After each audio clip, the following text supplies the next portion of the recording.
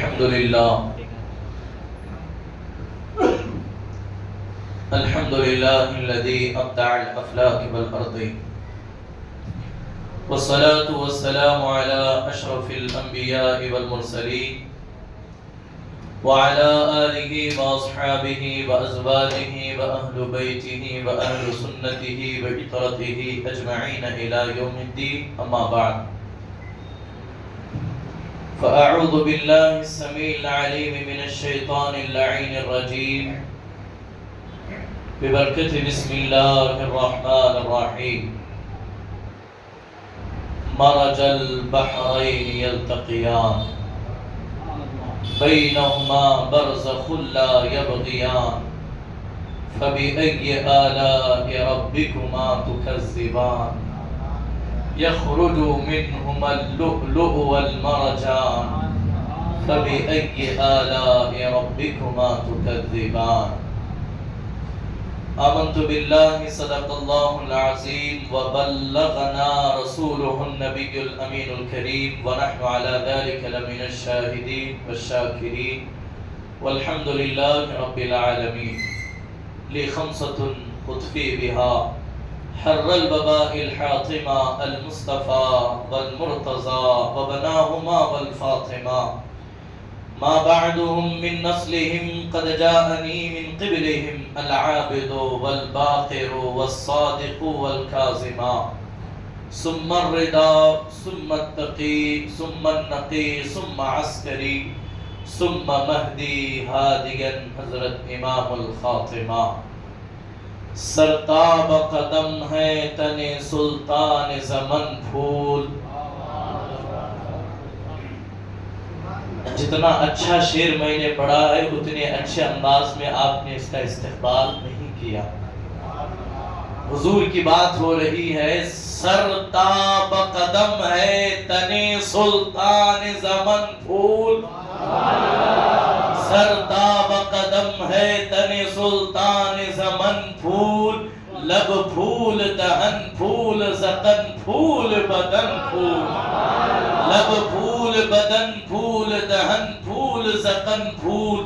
صدقے میں تیرے باغ تو کیا لائے ہیں بن پھول.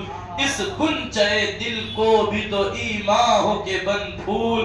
دن کا بھی ہمارے تو ہلائے نہیں ہلتا. دن کا بھی ہمارے تو ہلائے نہیں ہلتا. تم چاہو تو ہو جائے ابھی کوئے مہن پھول.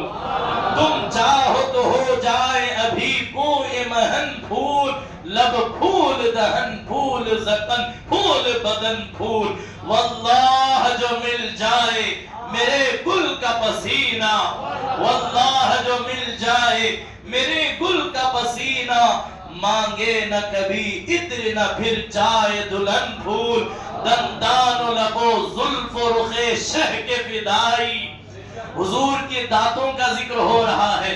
حضور کی زلفوں کا ذکر ہو رہا ہے. حضور کی لبوں کا ذکر ہو رہا ہے.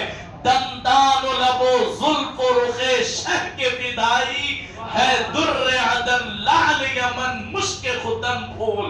ہے در عدن لعل یمن مشک ختن پھول. لب پھول دہن پھول زقن پھول بدن پھول. اور کیا بات رضا اس چمنستان کرم کی. کیا بات رضا اس چمنستان کرم کی. زہرا ہے کلی جس میں حسین اور حسن پھول. زہرا ہے کلی جس میں حسین اور حسن پھول. لب پھول دہن پھول زخن پھول بدن پھول. اگر آپ آگے آ سکتے ہیں تو تھوڑا اٹھ کر کے آگے تشریف لائیں. آپ بھی تھوڑا تھوڑا قریب ہو جائیں. میں آپ کا ذوق سلامت ہے تو دو تین شعر بارگاہ امام عالی مقام امام حسین علی جدہ علیہ السلام میں منقبت کا نذرانہ پیش کر رہا ہوں. دیکھیں آپ تھکیں گے تو میں تھک جاؤں گا. آپ نہیں تھکیں گے تو انشاءاللہ میں بھی نہیں تھکوں گا. آپ میرے ساتھ پڑھیں گے انشاءاللہ. صلی اللہ علیہ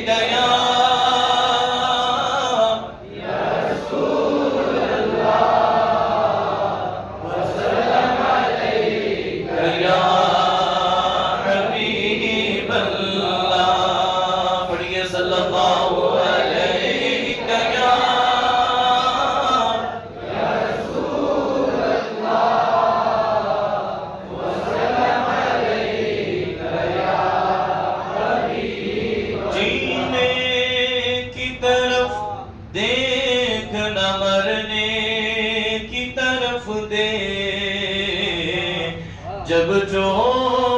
لگے دل کو تو مدینے کی طرف دے، پڑھیے صلی اللہ علیہ یا رسول اللہ وسلم علیک یا حبیب اللہ۔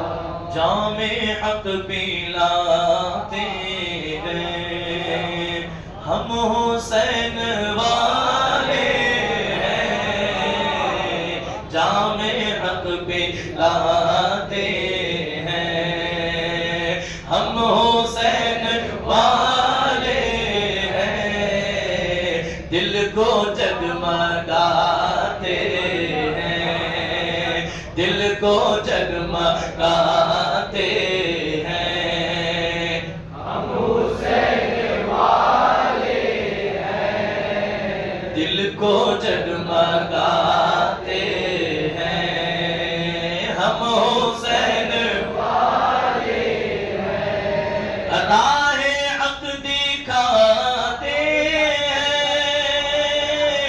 ہم حسین والے ہیں، عشق میں سکھاتے ہیں، عشق ہم سکھاتے ہیں، ہم حسین والے ہیں۔ یہ جملہ وہ نہ بولے جو حسین والا نہیں ہے، وہی بولے جو حسین والا ہے۔ ان سے یہ مطالبہ ہی نہیں کہ وہ بولیں کہ ہم حسین والے ہیں، وہی بولیں جس کا عشق سلامت ہے۔ جام حق پلاتے ہیں ہم حسین والے ہیں، دل کو جگمگاتے ہیں، ہم حسین والے ہیں، فاطمہ کے لالوں کا صدقہ آج بھی ہم لوگ، فاطمہ کے لالوں کا صدقہ آج بھی ہم لوگ، کربلا سے پاتے ہیں، کربلا سے پاتے ہیں، کیوں؟ ہم حسین والے ہیں، کربلا سے پاتے ہیں، ہم حسین والے ہیں، صدیق عمر عثمان کا وظیفہ پڑھ پڑھ کر، صدیق عمر عثمان کا وظیفہ پڑھ پڑھ کر رافضی بھگاتے ہیں، رافضی بھگاتے ہیں، ہم حسین والے ہیں، رافضی بھگاتے ہیں، ہم حسین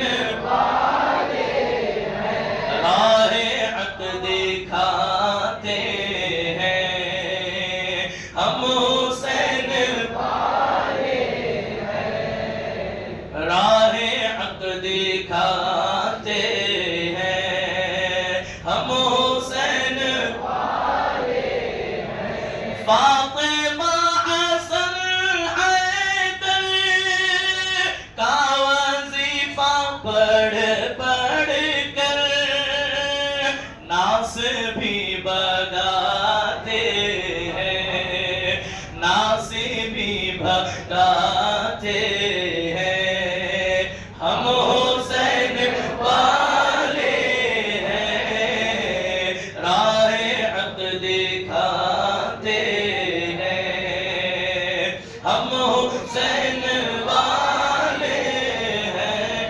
غوث خواجہ و اشرف صابر و رضا اختر سب یہی پکارے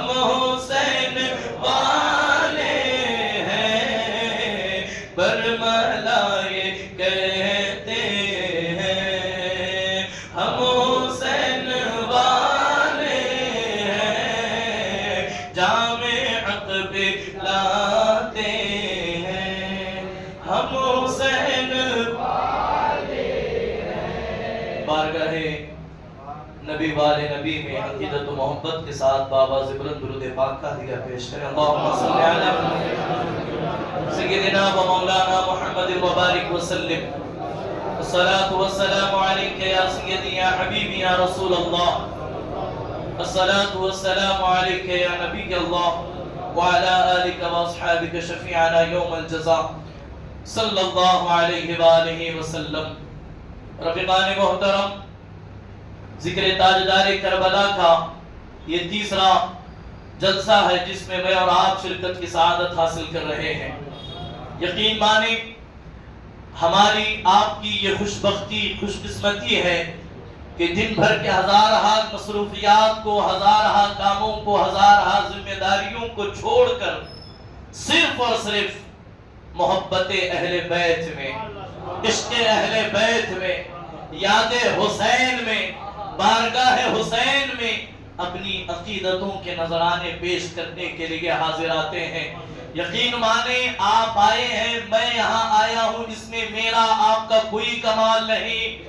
یہاں وہی آتے ہیں جنہیں سیدہ زہرا پسند کرتی ہیں، جنہیں سیدہ زہرا قبول کرتی ہیں۔ یہ اچھوں کا ذکر ہے، اس میں اچھے ہی آتے ہیں، یہ سچوں کا ذکر ہے، اس میں سچے ہی آتے ہیں، ورنہ ہمارے بس کی بات ہی نہیں کہ ان آقاؤں کا ذکر کیا جائے۔ جیسے کہ اعلان ہوا آج کا ہمارا یہ جلسہ، آج کے ہماری اس نشست میں بحر نبوت کے دو عظیم موتیوں پر کچھ جو ہیں وہ لب کشائی کر کے ان کی بارگاہوں سے خیرات لے کر اپنے دامن کو ہم بھرنے کی کوشش کریں گے۔ بحر کہتے ہیں سمندر کو، یعنی کہ بحر نبوت یعنی سمندر نبوت کے دو عظیم موتی ہیں، ایک جسے امام حسن مجتبی علیہ السلام ہے، دوسرے موتی اور دوسرے عظیم نگینے کا جوہر کا نام جو ہے مظلوم کربلا، ہم شبیہ مصطفیٰ، جانے راحت جانے دل زہرا و علی، امام سیدنا امام مولا حسین علی جدہ وعلیہ السلام کی ذات والا صفات ہے۔ عزیزان محترم، یہ وہ عظیم نفوس قدسیہ ہے، کائنات میں جب تک چاند و سورج نکلتے اور ڈوبتے رہیں گے ان کے نام کے قصیدے پڑھے جاتے رہیں گے، ان کے عظمتوں کے نعرے لگائے جاتے رہیں گے۔ اہل ایمان، اہل محبت، اہل عشق، اہل صوفیہ، اہل تصوف، اہل طریقت، اہل معرفت، اہل حقیقت جو ہے ان کے نام کو اپنا وظیفہ بناتے رہیں گے، اپنی مشکلیں آسان کرتے رہیں گے، اپنی راہ کو جو ہے وہ صحیح تعین انہی ناموں کے ذریعے کریں گے۔ میں بلا کسی تاخیر کے آپ کے سامنے جو آیہ کریمہ میں نے تلاوت کی ہے، کل بھی اسی سورے سے کچھ حصہ آپ کے سامنے پڑھا گیا، آج بھی اسی سورہ رحمان کی دو مشہور و معروف آیتوں کی تلاوت کی گئی۔ اللہ کرے اللہ اس کے متعلق مجھے حق بولنے، آپ کو حق سننے، اس پر عمل کرنے اور اس کے ذریعے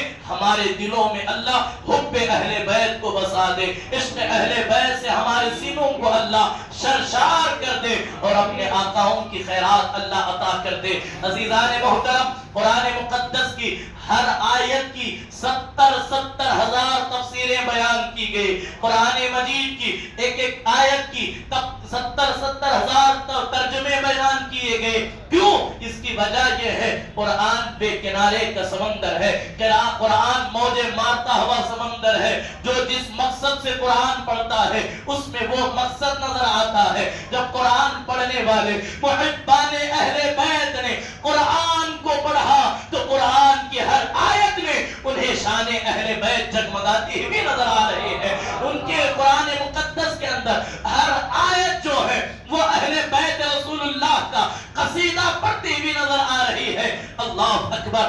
آپ دیکھیں مفسرین کہتے ہیں قرآن مقدس کے اندر جتنی مرتبہ یا ایھا الذین آمنو کہہ کر کے اللہ نے ایمان والوں سے خطاب کیا، ان ایمان والوں میں سب سے پہلی اگر کوئی ذات ہے، سب سے پہلے کوئی عظیم شہزادے ہیں، سب سے پہلے اگر کوئی عظیم نفوس قدسیہ ہے، ان میں بلا کسی جو ہے مبالغے کے وہ اہل بیت طہار ہے، جس میں اللہ نے ایمان والا کہہ کر سب سے پہلے اہل بیت رسول اللہ کو خطاب کیا۔ کیوں نہ ہو جن کی محبت ایمان کو مکمل کرتی ہے، جن کی محبت ایمان پر حقیقت کی مہر ثبت کرتی ہے۔ اللہ اکبر۔ عزیزان محترم، اللہ کا کلام کہتا ہے، اللہ رب العزت نے ارشاد فرمایا مرج البحرین یلتقیان بینہما برزخ لا یبغیان۔ قربان جائیں، اس آیت کریمہ کا ترجمہ یہ ہے کہ تم نے نہیں دیکھا ہم نے کس طرح دو سمندروں کو آپس میں ملایا، دو سمندروں کو ہم نے آپس میں جوڑ دیا، دو سمندروں کو ہم نے آپس میں ملا کر کے دنیا کو بتایا یہ تمہارے رب کی قدرت کاملہ ہے، یہ تمہارے رب کی قدرت کاملہ کا انمول نگینہ اور شاہکار ہے کہ تمہارا رب چاہے تو ایک سمندر میں دو قسم کے پانیوں کو پیدا کر سکتا ہے، ایک سمندر کے اندر دو طرح کے پانی اللہ پیدا کر سکتا ہے، اور ایک طرف کا پانی جو ہے وہ میٹھا ہے، دوسری طرف کا پانی جو ہے وہ کھارا ہے۔ اسی سرزمین پر، اسی دنیا کے اندر ایک سمندر ہے،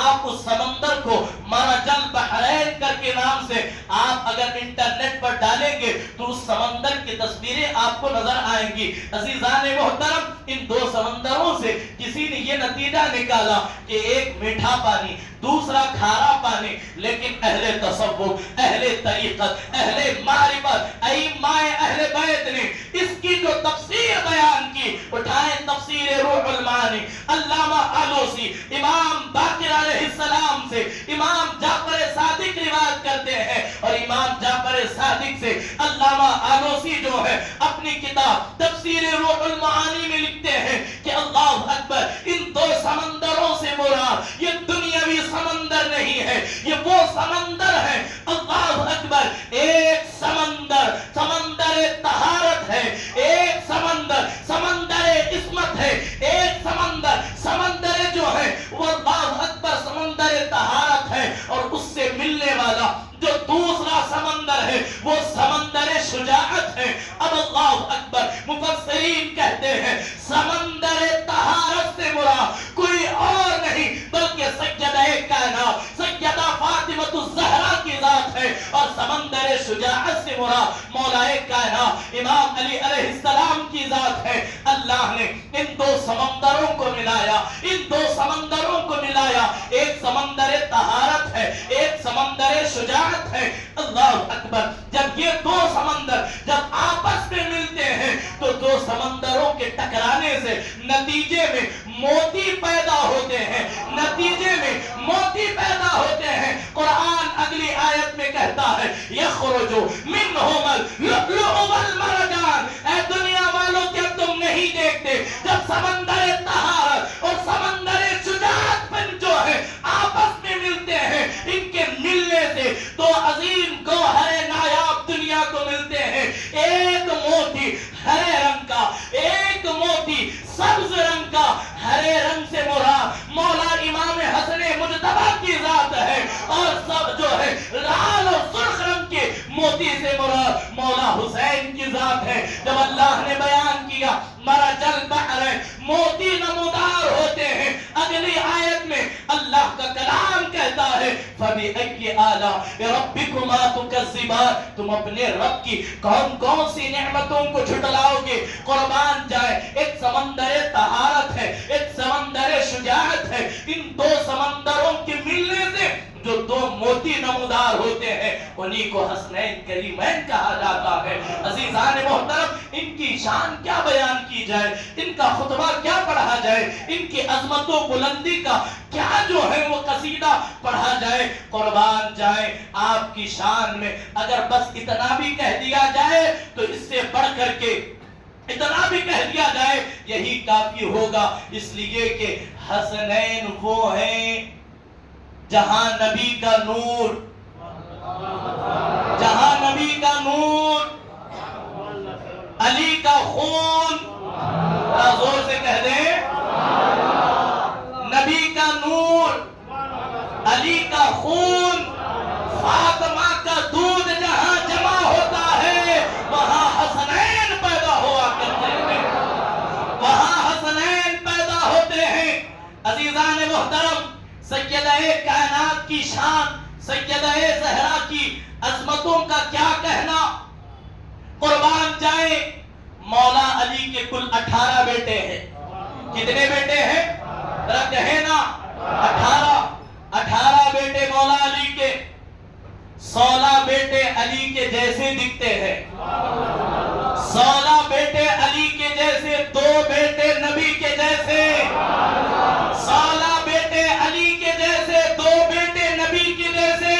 نبی نے اعلان کیا کہ دنیا والوں سنو، ہر ایک کی نسل، ہر نبی کی نسل اس کے بیٹے سے چلی، مجھ محمد کی نسل حسنین سے چلے گی، سیدہ زہرا سے چلے گی۔ قربان جائیں، تاریخ کا ایک سنہرا باب آپ کے سامنے میں کھولنے لگا ہوں، بلکہ یوں کہوں کل ہماری گفتگو جہاں رک گئی تھی اسی کو جوڑ کر کے ہم آگے بڑھتے ہیں۔ اللہ اللہ، اب یہاں سیدہ زہرا کی بارگاہ میں علامہ اقبال نے، اس عاشق صادق نے، اس محب اہل بیت نے جو خراج پیش کیا وہ بھی سنہرے حرفوں نے تاریخ کے پنوں پہ سجایا گیا ہے۔ علامہ اقبال کہتے ہیں مجھ جیسا شان زہرا بیان کرے ممکن ہی نہیں، مجھ جیسا شان زہرا کا قصیدہ لکھے ممکن ہی نہیں۔ باپ اقبال کہتے ہیں بس اتنا کہوں گا، اگر میری نگاہوں میں، اگر میری نظروں میں شریعت کے حد نہ ہوتی، حضور کے فرامین نہ ہوتے، اللہ کے احکامات نہ ہوتے، اب میرا دل یہ کہتا ہے میں سیدہ زہرے کے، سیدہ زہرا کے روضے کا طواف کروں۔ ان کی عظمت کے لیے کیا اس سے بڑھ کر کے کوئی بات ہو سکتی ہے؟ اقبال اپنے زمانے کا قلندر لاہوری کہتا ہے اگر اجازت ہوتی کسی کو سجدہ کرنے کی، اقبال زہرا کے قبر اطہر پر سجدہ کرتا ہوا نظر آتا، انہی کی قبر پر سجدہ کر کے اس جان کو جانے آفری کے سپرد کر دیتا۔ جنہوں نے سیدہ زہرا کو پڑھا وہ اس طرح کی شان بیان کرتے ہیں۔ عزیزان محترم، آئے نا جو قرآن مقدس کی آیت کریمہ اللہ نے بیان فرمائی، جب تک ان کی محبت میں سب کچھ فنا نہیں کر دو گے، ان کی محبت اپنی جان سے زیادہ نہیں کرو گے، ایمان مکمل نہیں ہوگا۔ یہ اللہ نے حکم نازل فرمایا مودت کا۔ اب اس آیت کریمہ پر کس طرح عمل کیا جائے، رسول اللہ عمل کر کے بتا رہے ہیں۔ کس طرح حسنین پر اولاد لٹائی جائے، حسنین کریمین پر۔ دیکھیں ایک حسن ہے اور ایک حسین ہے، ان دونوں کو جب یکساں بیان کیا جاتا ہے تو حسنین بنتا ہے۔ حسنین کہتے ہیں حسن اور حسین کی جمع کو۔ ان شہزادوں کے نام کے حوالے سے کیا کہوں، بڑی عظمتوں والے نام ہے۔ آگے نہ بڑھتے ہوئے میں اپنی بات کی طرف پلٹ آؤں۔ اب میں عرض کر رہا تھا سیدہ کائنات امام حسنین کریمین کی محبت میں کس طرح رسول اللہ نے قربانی دے کے امت کی تعلیم فرمائی۔ ایک مرتبہ رسول کائنات صلی اللہ علیہ وآلہ وسلم اپنے گھر سے اس شان کے ساتھ باہر تشریف لائے، ایک کندھے پر آپ کے شہزادے، حضور کے نور نظر، حضور کے لخت جگر حضرت ابراہیم جلوہ فکر ہیں، یہ حضور کے بیٹے ہیں، اور دوسرے کندھے پر مولا امام حسین سیدہ پاک کے شہزادے ہیں۔ جبرائیل حاضر ہوئے، عرض کی اللہ آپ کو سلام بھیجتا ہے۔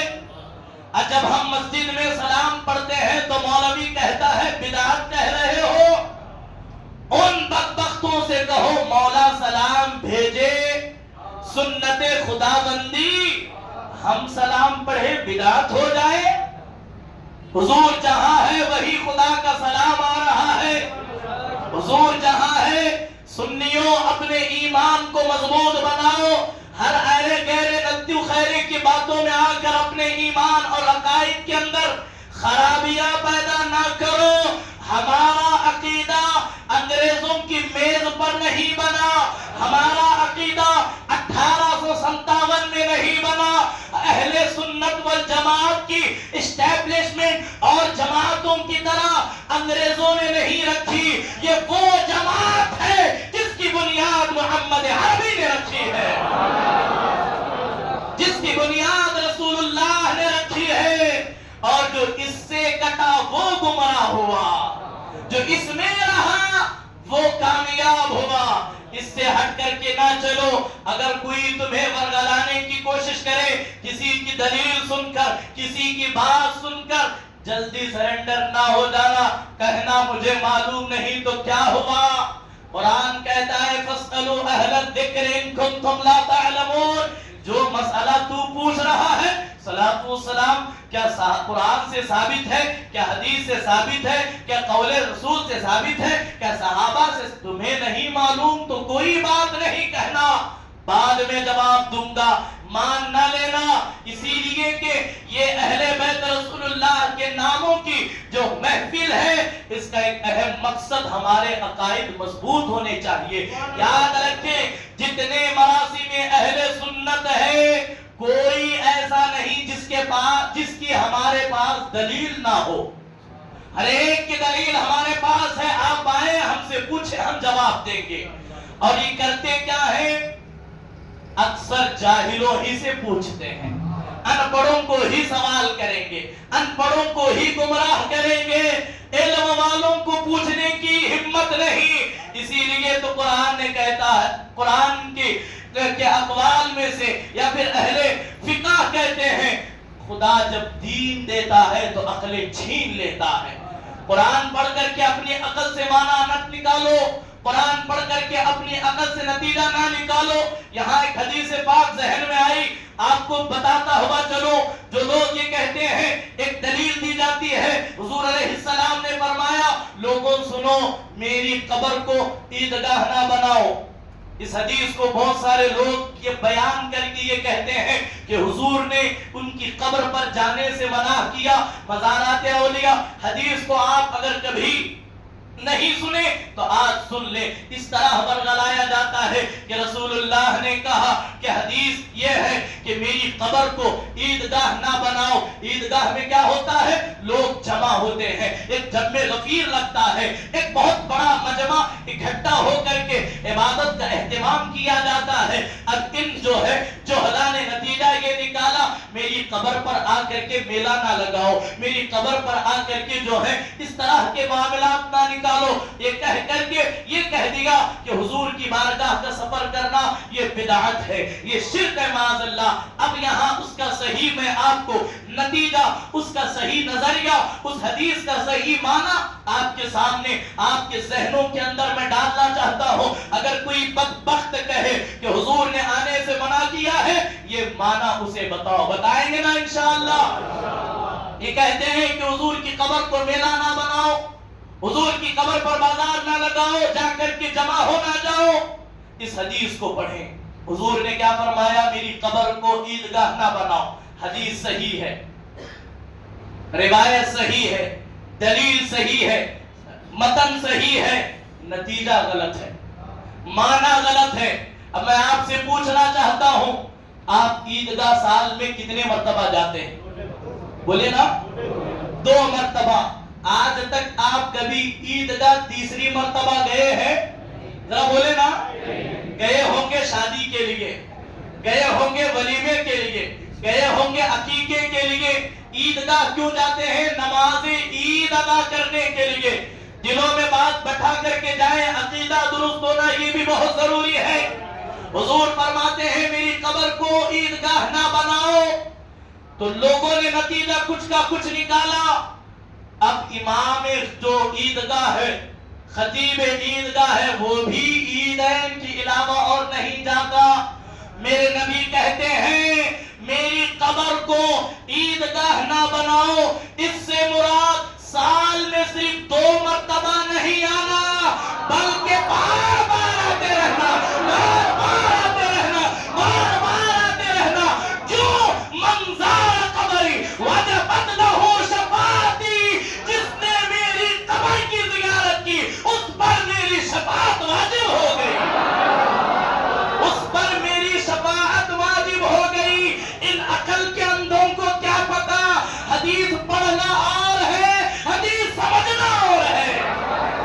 حدیث پڑھنا اور ہے. حضور کہتے ہیں ہو سکے تو میرے مدینے میں مرو, ہو سکے تو میرے مدینے میں مرو. اسی لیے تو ہر عاشق ہر نماز کے بعد یہی کہتا ہے, یہی کہتا ہے, میری آرزو یہی ہے یا رسول اللہ آپ کے در کا کفن ہو اور مدینے میں دفن ہو, آپ کے در کا کفن ہو اور مدینے میں دفن ہو.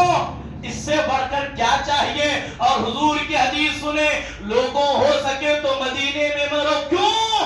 جب میں قیامت کے دن جب شفاعت کروں گا, جو مدینے میں مدفن ہے سب سے پہلے ان کی کروں گا, سب سے پہلے ان کی شفاعت کروں گا.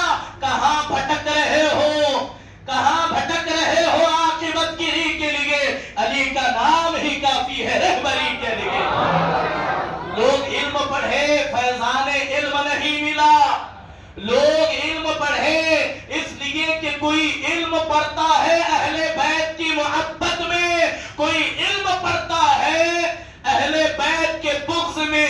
دیکھیں حضور کہتے ہیں انا مدینۃ العلم وعلی بابها, میں علم کا شہر ہوں, علی اس کا دروازہ ہے. جسے علم چاہیے وہ باب مدینۃ العلم کے قدموں میں آئے. یہی وجہ ہے کہ ہم کچھ پڑھتے نہیں, ہم کچھ لکھتے نہیں, بس دروازہ علی پہ کھڑے ہیں کشکول لیے, دروازہ علی پہ کھڑے ہیں کشکول لیے. کرم ہو آقا کچھ بھیک ڈال دیں, کچھ بھیک ڈال دیں. اور آپ کہیں گے اگر علی تک نہیں آئیں گے تو علم نہیں ملے گا. ذرا دیکھیں فلاں فلاں علی کو نہیں مانتا, پھر بھی کتنا بڑا عالم ہے. نتیجہ سامنے ہے, نتیجہ سامنے ہے. شریف وہ ہے جو دروازے سے جائے, شریف وہ ہے جو دروازے سے جائے, چور وہ ہے گھر میں داخل تو ہو دیوار پھلان کر.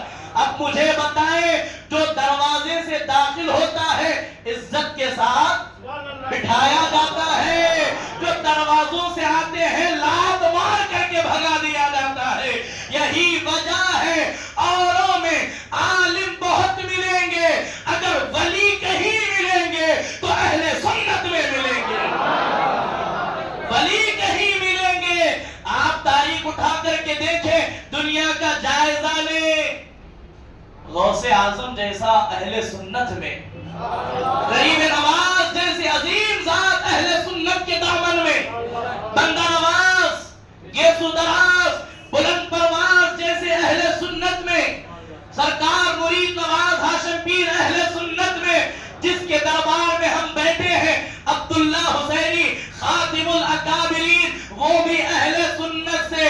وہ اور ولی ہے جسے تم بناتے ہو, ہم انہیں ولی مانتے ہیں جسے علی بناتے ہیں, ہم انہیں علی مانتے ہیں جسے علی ولی بناتے ہیں. قربان جائیں, بات طول نہ پکڑے تو میں عرض کر رہا تھا جبرائیل آئے, جبرائیل آئے, اللہ آپ کو سلام بھیجتا ہے. بات سمجھ میں نہیں کیسے سلام بھیجتا ہے؟ گزشتہ سال ایک بات میں نے کہی تھی, ان اللہ وملائکتہ یصلون علی النبی, بے شک اللہ اس کے ملائکہ درود بھیجتے ہیں غیب بتانے والے نبی پر, غیب بتانے والے نبی پر. قربان جائیں, اب یہاں کہتے ہیں نبی کو علم نہیں تھا, نبی کو علم غیب نہیں, نبی کو دیوار پیچھے کا علم نہیں, نبی کو کچھ معلوم نہیں. وہ عقل کے اندھوں ترجمہ کرو لفظ نبی کا. نبی کہتے ہی اسے ہیں جو چھپی ہوئی باتوں کو کھول دیتا ہے, جو چھپے ہوئے راز کو کھول دے وہی نبی ہے. ایک شخص کہنے لگے, دیکھیں حدیث پاک میں رسول اللہ نے یہ کہا قیامت کا میدان ہوگا, حضور بلا کر کے فلاں فلاں کی بخشش کروائیں گے, فلاں فلاں کی شفاعت کریں گے. فرشتے کہیں گے یا رسول اللہ آپ کو نہیں معلوم آپ کے بعد انہوں نے کیا کیا, آپ کو نہیں معلوم انہوں نے کیا کیا؟ اب انہوں نے نتیجہ نکالا. دیکھو فرشتے ہرگز یہ نہ کہتے، اگر نبی کو علم غیب ہوتا فرشتے ہرگز یہ نہ کہتے. آپ کے بعد انہوں نے کیا کیا آپ کو معلوم نہیں ہے. حدیث پڑھ کر کے نوجوان کو ورغلا دیا، بہکا دیا، ایمان خراب کر دیا. ذرا اسی حدیث پر دوبارہ توجہ کرو. آمنہ کا لال آج سے 1450 سال پہلے مدینے میں بیٹھ کر کہہ رہا ہے قیامت کے دن کیا ہوگا، فرشتے کیا کہیں گے. او عقل کے اندھو، جو قیامت قائم نہیں ہوگی، جو آئی نہیں ہے، جو آمنہ کا لال جس کی خبر دے رہا ہے اسے علم غیب نہیں تو پھر کسے علم غیب کہو گے؟ جو ہوا نہیں وہ جو کہے اسی کو تو علم غیب کہتے ہیں. اب حضرت جبرائیل آئے، عرض کرتے ہیں یا رسول اللہ، اللہ آپ کو سلام بھیجتا ہے. حضور علیہ السلام نے قبول کیا. فرمایا جبرائیل آنے کا مقصد، جبرائیل آنے کا مقصد. عرض کی یا رسول اللہ صلی اللہ علیہ وسلم، اللہ ان دو شہزادوں میں کسی ایک کو آپ جسے چاہیں اسے اپنی بارگاہ میں بلوانا چاہتا ہے. اسے اپنی بارگاہ میں کون شہزادے ذرا بولے؟ کون بیٹے کا نام حضور کے؟ حضرت حضور کے 3 بیٹے ہوئے ہیں، حضرت ابراہیم، حضرت قاسم، حضرت طیب جسے طاہر بھی کہتے ہیں. اسی وجہ سے آپ کو آپ کے شہزادے کے نام سے ابو القاسم بھی کہا جاتا ہے. حضور کا لقب جو ہے، حضور کی کنیت ابو القاسم ہے. وہاں نہ جاتے ہوئے جبرائیل عرض کرتے ہیں اے اللہ کے رسول، اللہ ان 2 شہزادوں میں آپ کو اختیار دیتا ہے، آپ جسے چاہیں رکھ لیں اور جسے چاہیں واپس دے دیں. بات سمجھ میں آ رہی ہے آپ کو؟ ایک طرف حضور کا شہزادہ ہے، ایک طرف زہرا کا شہزادہ ہے، ایک طرف جناب خدیجہ کا لخت جگر ہے، دوسری طرف مولا کائنات کے دل کا چین ہے.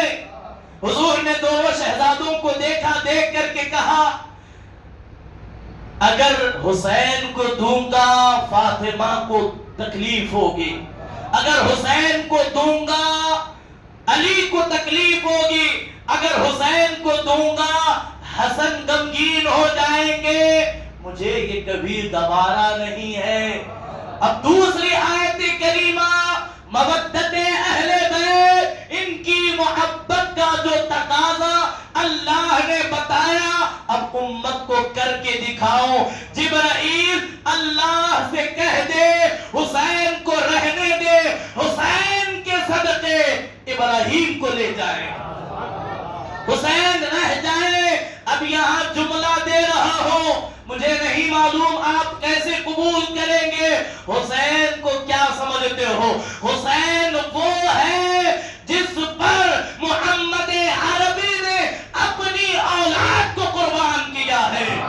حسین اتنا عظیم ہے، اتنا عظیم، حسین اتنا عظیم ہے کہ نبی جس کی جان پر، نبی جس کے نام پر اپنی جان، اپنی اولاد قربان کرے، وہ حسین اعظم ہے. اب حضور کے 3 شہزادے تھے، تینوں وصال فرما گئے. 3 شہزادے تھے، تینوں شہزادے وصال فرما گئے. اب جب حضور کے آخری بیٹے کا وصال ہوا، حضور علیہ السلام تدفین کر کے جب حرم مکہ میں داخل ہوئے، ایک بدبخت تھا جس کا نام آس ابن وائل ہے. اس نے حضور کو تانا دیا. توجہ فرمائی، اس نے حضور کو تانا دیا. کیا تانا دیا؟ محمد صلی اللہ علیہ وسلم معاذ اللہ ابتر ہو گئے.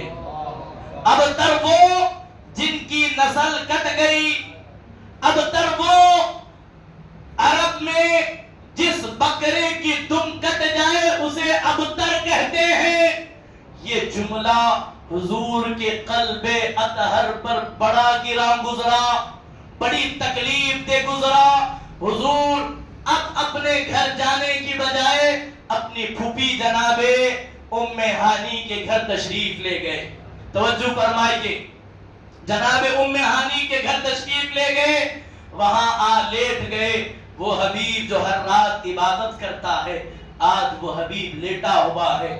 قربان جائیں جبرائیل حاضر, عرض کی اے اللہ کے محبوب, اللہ آپ کی ملاقات کا مشتاق ہے. حکمت معراج ہزاروں ہو سکتی ہیں, آج ایک نئی چیز آپ کو دے رہا ہوں. حکمت معراج, جب کفار نے تانا دیا محمد معاذ اللہ ابتر ہو گئے, منقطع النسل ہو گئے, کہا محبوب دل برداشتہ ہو گئے, محبوب غمگین ہو گئے, محبوب کوئی فکر نہیں, محبوب کو عرش پر لے آؤ, محبوب کو جنت میں لے آؤ. قربان جائے امام طبرانی المستدرک للصحیحین میں کتاب کا نام رکھے, کوئی پوچھے تو بتا دینا, کتاب ہو مل جائے تو تھما دینا. حضور فرماتے ہیں جب میں جنت میں داخل ہوا, وہاں جنت الفردوس میں, جنت نعیم میں ایک سفید درخت کے سامنے مجھے لے جایا گیا. اس درخت کی کیفیت یہ تھی, درخت سفید, اس کے پتے سفید, اس کے پھل سفید, بڑا خوبصورت حسین و جمیل جو ہے, ایک نور کا درخت ہے, ایک نور کا درخت ہے. اس درخت سے پھل توڑ کر جبرائیل نے مجھے دیا, یا رسول اللہ یہ کھا لے.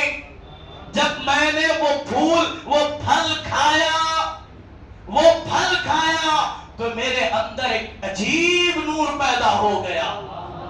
اب یہاں صوفیہ فرماتے ہیں یہ عجیب نور جو پیدا ہوا وہ نور زہرا ہے جو اللہ نے معراج میں عطا کیا. لوگ کہتے ہیں حضور جنت کو دیکھنے گئے, آدم رہ کے آئے, حضور دیکھنے جا رہے ہیں. آدم دیکھ کے آ گئے, اب دیکھنے کیا جائے, جنت ان کے صدقے بنی, جنت کا رنگ و روغن ان کے صدقے, جنت کی رانائیاں ان کے قدموں کا دھوبن, حوروں کی سینوں پہ محمد لکھا ہوا ہے. جو جنت ان کے صدقے بنی ہے وہ جنت کو کیا دیکھنے جائے. میرا وجدان یہ کہتا ہے اے میرے محبوب, کفار مکہ نے تانا دیا نا, محمد ابتر ہو گئے, محبوب آپ کو میں کوثر عطا کرتا ہوں, میں کوثر عطا کرتا ہوں. اللہ اکبر. حضور واپس پلٹے, سیدہ خدیجہ سے ملاقات کی. مفسرین کہتے ہیں اسی رات کو جو نور میرے جو ہے پشت میں وضیعت کیا گیا تھا, وہ نور خدیجہ کی جو اس کی امینہ تھی اس کے اندر منتقل ہو گیا. چند دنوں کے بعد جو ہے, چند مہینوں کے بعد مجھے اطلاع ملی جو ہے یا رسول اللہ آپ کے گھر شہزادی پیدا ہوئی ہے, آپ کے گھر شہزادی پیدا ہوئی. حضور کہتے ہیں جب میں گھر پہنچا اس سے قبل جبرائیل آئے اور یہ سنایا انا اعطینا کل کوثر. اے محبوب یہ جو بیٹی آ رہی ہے, یہ جو بیٹی آ رہی ہے, یہ بیٹی, یہ کوثر آپ کو ہم نے عطا کیا, ہم نے کوثر دیا, آپ کو تانا دیا گیا. اب تر کا محبوب ان تانا دینے والوں کے منہ